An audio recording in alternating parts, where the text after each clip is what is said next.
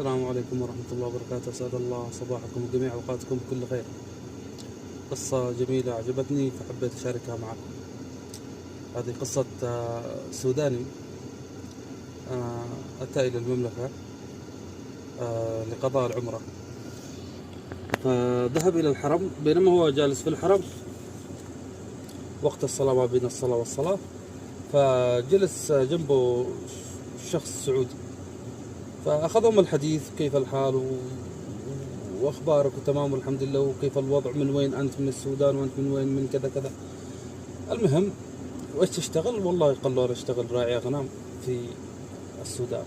قال له حلو، أنا والله أحتاج لي حد يرعي لي الغنم كذا، عندي إبل وعندي كذا. فقال في المزرعة، فإذا تحب تشتغل معي حياك الله. قال له ما عندي مشكلة. السوداني قال ما عندي مشكلة، أعطيني فيزا للسودان وباجيك إن شاء الله، يعني بروح أضبط أموري هناك وباجي.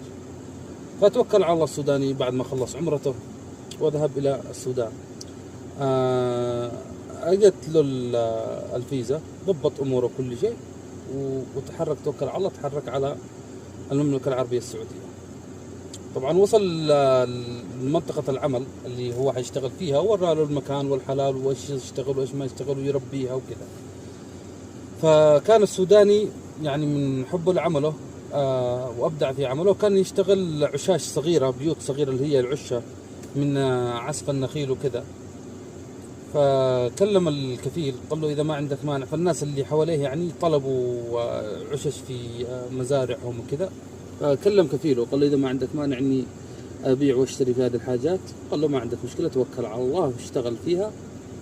فكلم الكفيل، أجى نهاية الشهر جاب يعطيه الراتب.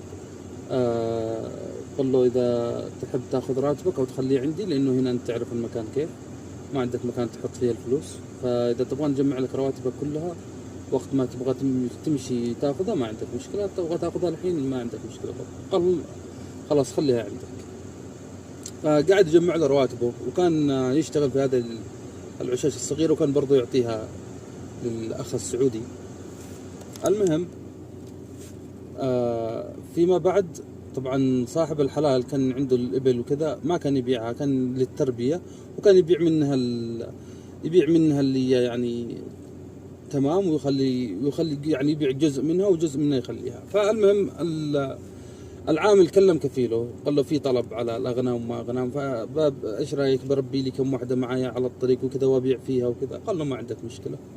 فكان يشتغل يجمع حتى فلوسه الشخصية اللي كان يشتري فيها الأغنام وكذا، كان يعطيها للكفيل